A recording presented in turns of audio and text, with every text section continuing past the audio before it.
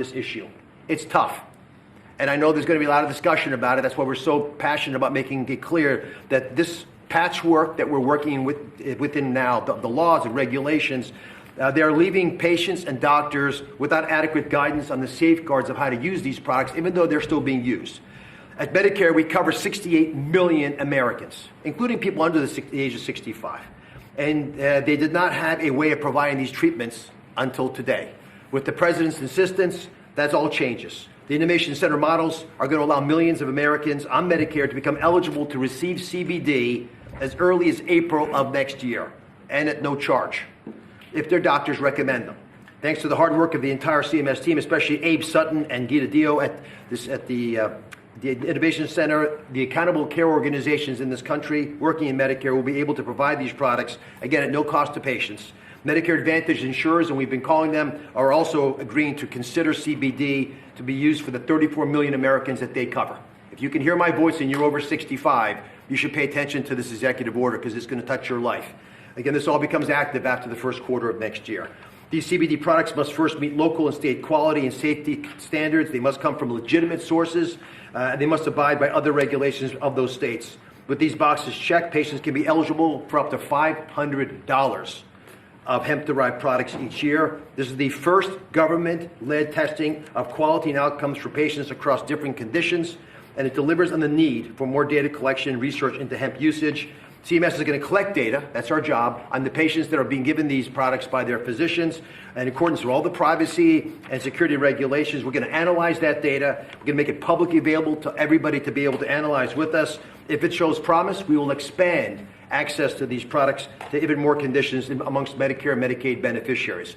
I want to thank not just the Secretary, but Marty McCary. We want a lot of companies who are doing this research that approach the FDA for formal approval. That is the right way to move forward. And Jay Bhattacharya, who's hiding in the back, he rarely hides, but Jay runs NIH, and he's agreed to support initiatives to study the data that we're collecting. Howard Kester, God bless you for being a pain in our sides. Mr. President, he's promised to stop calling you. But on this issue, we'll call you on other issues. And I thank you again from the bottom of my heart for taking a difficult stance. Thank you very much. Okay. Mr. President, members of the Cabinet, thank you so much for the opportunity to be here and for your leadership in rescheduling cannabis from Schedule 1 to Schedule 3.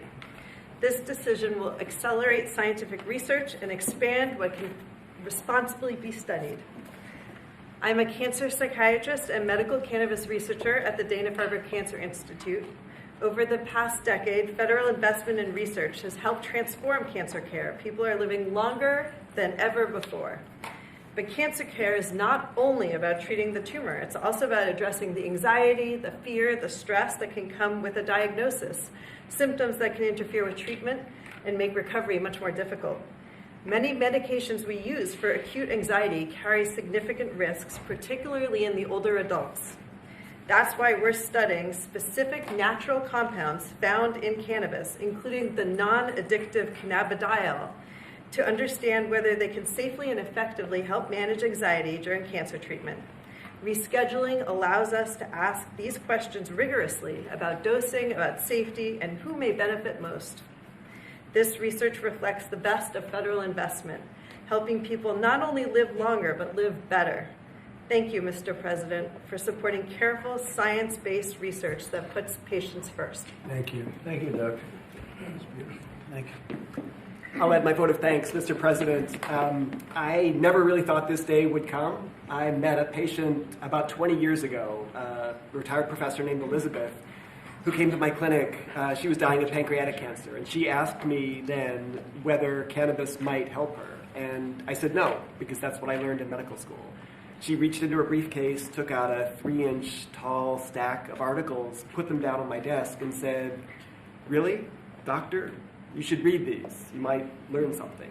And I did read those articles, every single one, and found a bunch more. And I did learn something. I learned that there actually is some medical benefit to cannabis that I had not anticipated, never heard about in medical school. Second, I learned that there was a lot we don't know. And third, I learned it's really, really, really difficult to do high-quality randomized controlled trials of a substance that's federally illegal. This rescheduling has the potential to change all of that and to rewrite the way that we do research related to cannabis in the United States in 3 ways. First of all, It'll democratize the research process so that all academic institutions can participate in research, not just elite academic medical centers. Number two, it'll give patients and researchers access to highly refined, reliable sources of cannabis rather than relying on one or two sources around the country. And last but not least, it'll let us do the sorts of large-scale randomized controlled trials that we do in oncology and cardiology. Not dozens of patients, but hundreds or thousands of patients. That's how we learn. That's how we produce valuable knowledge that's useful in guiding treatment decisions. Mr. President, without you, this never would have been possible. And my patients and I and all of our families are grateful. Thank you. Thank you, Doctor, very much. Thank you very much. Mr. President, I am Dan Wiley, National Commander of the American Legion, representing 1.5 million veterans. We are the largest veterans organization. We have 2.5 million members of our American Legion family. And I want to start by thanking you for your leadership on this issue. This issue is extremely important to the American Legion, and I want to thank you on behalf of the veterans who are going to benefit from potentially the research regarding this issue. Also want to thank you for your VA Secretary, Secretary Collins, and his work on difficult veterans issues with us this past year. The VA has worked with us on our Be the One mission, which is a mission to fight the epidemic of veteran suicide. Veterans are disproportionately affected by conditions such as PTSD, TBI, depression, and chronic pain.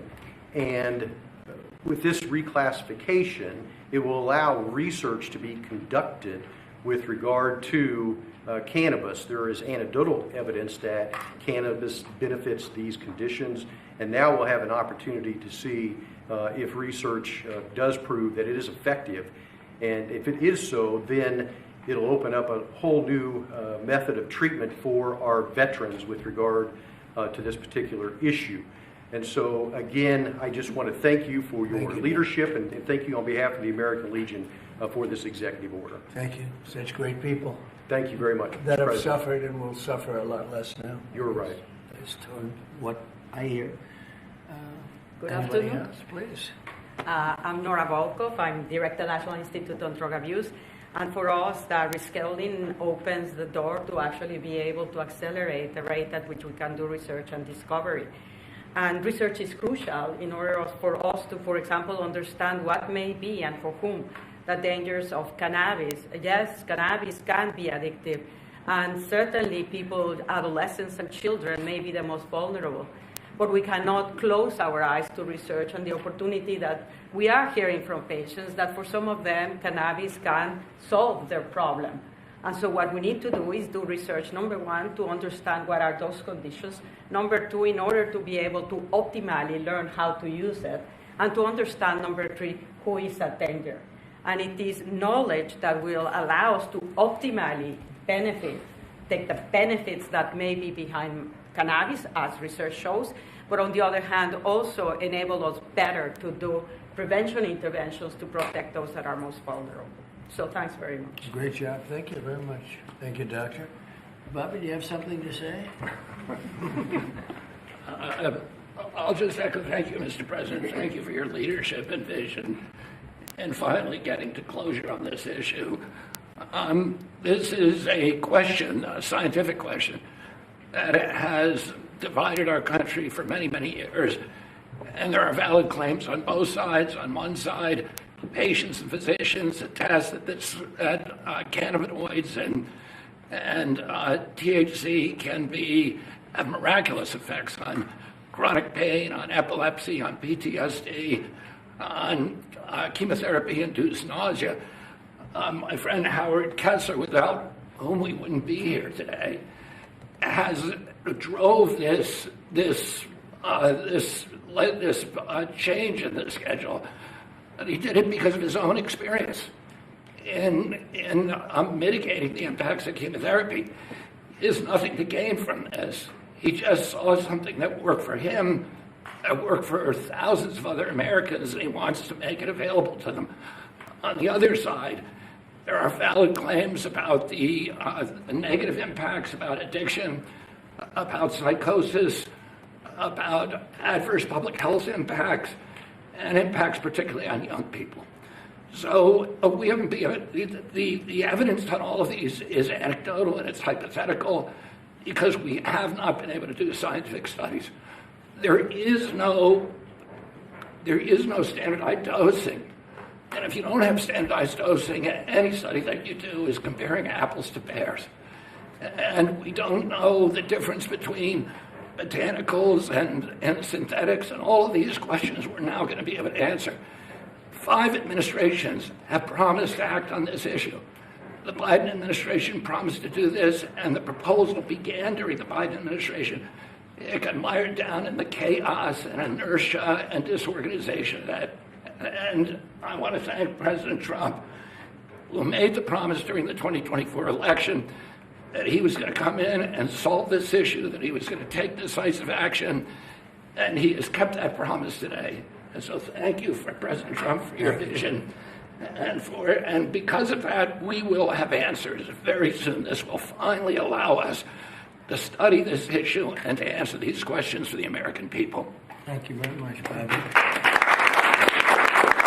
Just information, Howard Kessler, a friend of mine, one of the most successful people in the country, came to see me on more than one occasion, actually. And he had some real difficulty about 3.5, 4 years ago. And he went through hell. And during his going through hell, he probably sampled everything you can sample when you're going through that, Howard. For sure. And he came to me, he said, there's been nothing like this. And we're going to have to take a good, strong look at it. And that's what he asked me to do. And others have likewise said that. Many others. I mean, you know, again, it's... I've never been inundated by so many people as I have about this particular reclassification.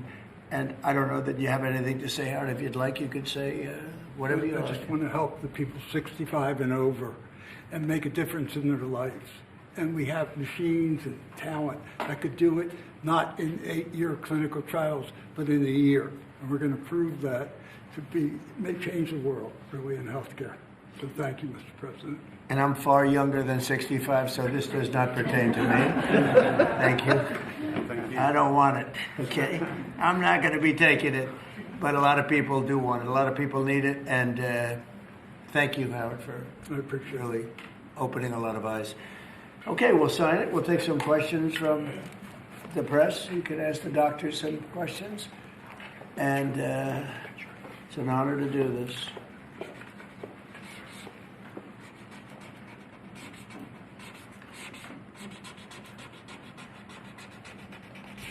That's a good one. We rate that.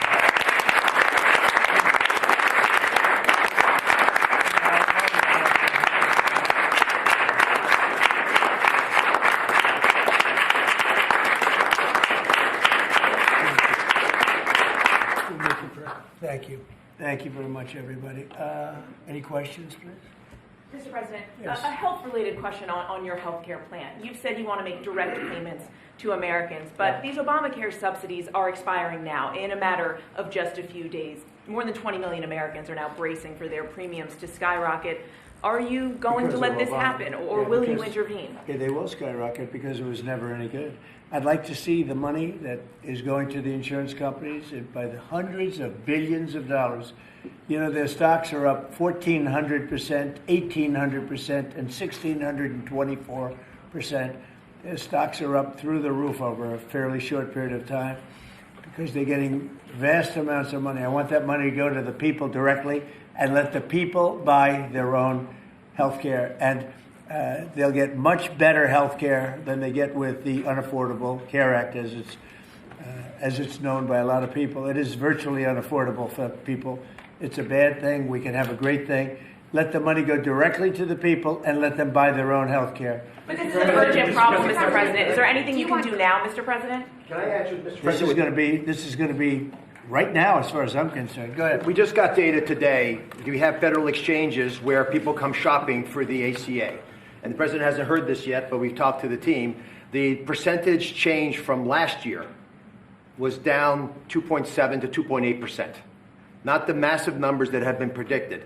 And there's many possible reasons for this, but right now Americans are signing up for these programs despite all the things that have been going on.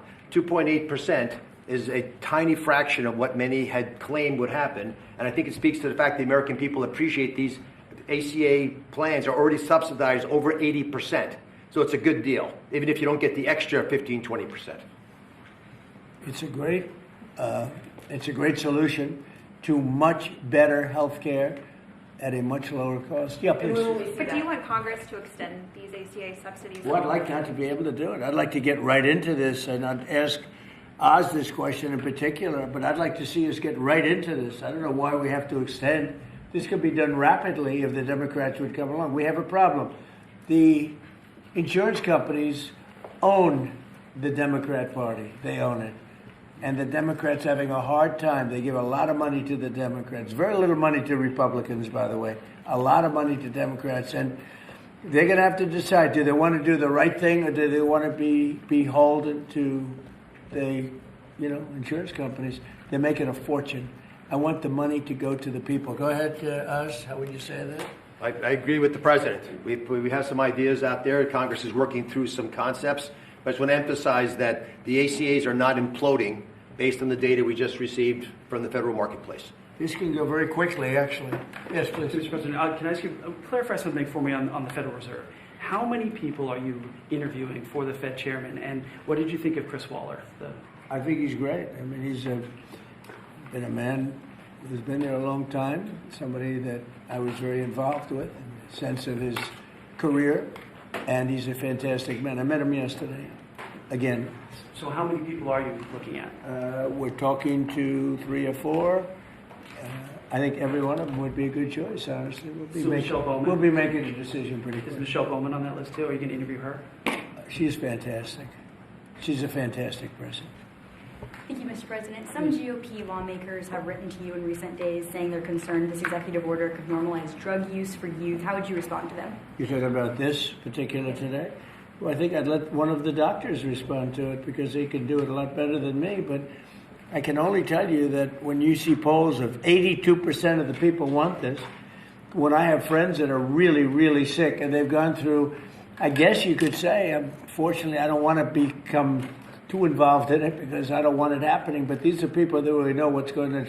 Very smart people. This is one of the most successful people in the country and a very brilliant guy. And when they go through this horrible ordeal of cancer or other things, and they realize that this is something that makes them feel better without all of the side effects of some of the drugs where you're just totally knocked out and out of it. But I'd like to have one of the doctors maybe respond because you people do it better than anybody. I'm happy to respond. Yes. And my answer is we have had cannabis scheduled for how long? And it hasn't protected neither the adolescents nor the adults. We have 20 million people in the United States with a cannabis use disorder. This is not legalizing it. It's making easier to do research so that we can use it when it is indicated and optimally. So it's also a big part of this is research. In other words, you'll now have a much larger sample and you'll be able to see if it's as good as many people say it is. I mean, people say it is beyond good, and you'll be able to find that out now. On housing, you talked in your address last night about housing. Yeah. Are you still considering a national emergency over housing? I'm looking at it. What would that look like? What would that mobilize? You know, there's two thoughts on housing. You have a lot of people have housing that because we have such a strong time and such a strong market, their houses are very valuable. It's a big part of their net worth, their house. I don't want to knock those numbers down because I want them to continue to have a big value for the house. At the same time, I want to make it possible for young people out there and other people to buy housing. In a way, they're at conflict. In other words, you create a lot of housing all of a sudden, and it drives the housing prices down. So I want to take care of the people that have houses that have a value to the house that they never thought possible, that have sort of made them wealthy and happy, and especially in their later years. Got to be careful with that. I want to keep them up. at the same time, I want to make it possible for people to go buy houses. Daniel, please. Mr. President, you announced the Warriors dividend last night in your primetime speech. Very patriotic, very generous. What was the rationale and the thought process? How did you come up with the idea? What made you want to give back to Well, our troops? 1776 was easy to come up with because we're actually at 1775. You know, the number was 1775, and I said, wow, I think we can afford one more dollar. But they came up to me, it was $1,775. So I said, well, let's add a dollar to it. I think we can find that. And very simple. We've had a military that, in my opinion, by other presidents, was not treated well. They're incredible. They're our finest people. They're protecting us. And because of tariffs, we're taking in billions and billions of dollars more than we ever have before. With no inflation, by the way. With no inflation. You saw the inflation numbers. They just came out today. What great timing. Practically no inflation. And yet we're taking in hundreds of billions of dollars. And this is small potatoes by comparison, but it's a way of taking care of our warriors, our soldiers. And I appreciate that question, Daniel. Yeah, and Caroline It was an easy one. She just posted on X, your press secretary, that the board members of the Kennedy Center voted unanimously to rename it the Trump Kennedy Center. What is your reaction to that? Well, I was honored by it. The board is a very distinguished board, most distinguished people in the country. And I was surprised by it. I was honored by it. You know, we're saving the building. We saved the building. The building was in such bad shape, both physically, financially, and every other way. And now it's very solid, very strong. We have something going on television, I guess, on the 23rd December. I think it's going to get very big ratings. And the Kennedy Center is really back strongly. It's in very bad shape, very, very bad shape physically. And we were also to get Congress to put up a lot of money and other people to put up a lot of money. We had a lot of donors come in for record-setting numbers, so we saved the Kennedy Center. And I was really, this was brought up by one of the very distinguished board members, and they voted on it. And there's a lot of board members, and they voted unanimously. So I was very honored by it. Thank you. Mr. President, will you be seeking any authorization from Congress for any land attacks on cartels in Venezuela? For anyone? For any land attacks on drug cartels in Venezuela? I wouldn't mind telling them, but it's not a big deal. I don't have to tell them; it's been proven. But I wouldn't mind at all. I just hope they wouldn't leak it. You know people leak it. They are politicians, and they leak like a sieve. But I'd have no problem doing that. On that, Mr. President. Yes, please.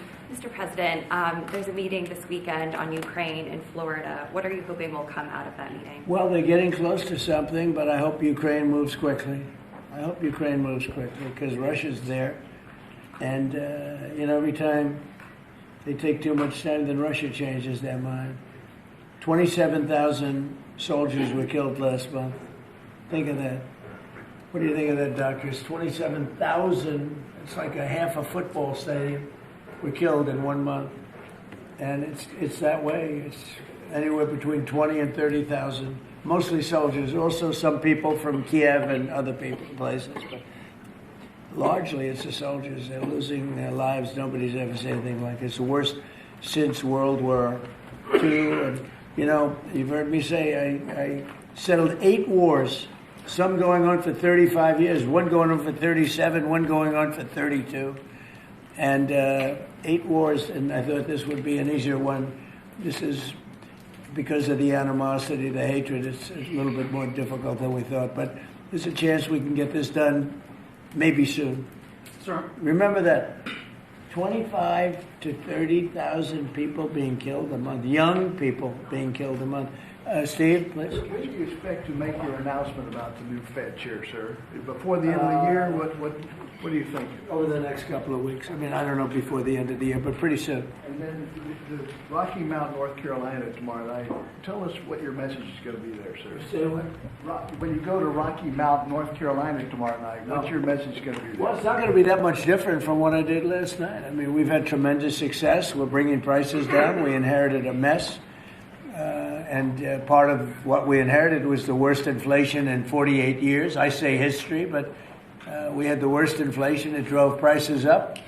and now we're bringing those prices down. But I'll be talking about that. I'll be talking about the fact that we secured the border, where literally nobody can come into our country illegally anymore. They came in from prisons and mental institutions and drug dealers and, a lot of bad people from all over the world. Venezuela emptied their prisons into our country. We had Tren de Aragua, which supposedly, the doctors don't know this, it's the meanest gang of them all. Okay, doctor? You don't have to know about it. You got other problems. But they let a lot of bad people in here. And so I think I'll be talking about that. I think I'll be talking about the tremendous success we have by sending the National Guard into various cities. D.C. is the ultimate example. People walk to work and they thank me all the time. People in the White House, they just walk to the White House from 10 blocks away. Before I came into office, they couldn't do that. They were getting badly hurt in many cases, and beyond hurt, killed.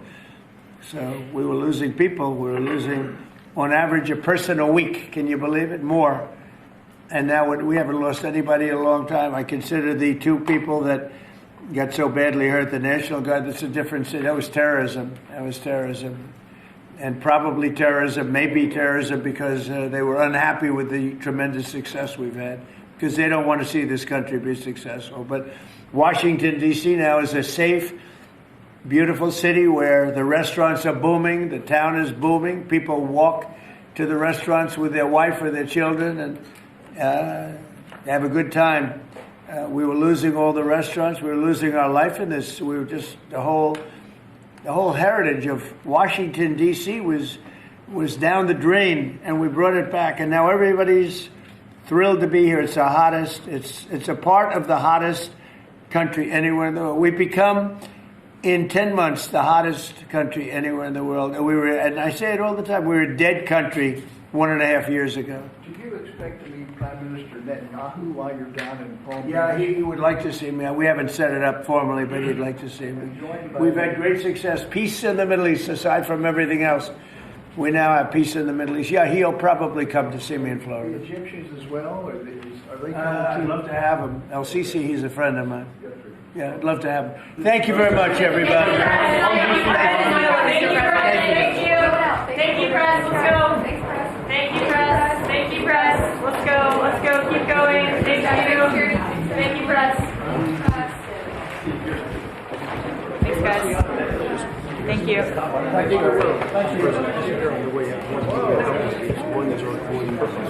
Wow. And then this is specially made American Legion 250th anniversary.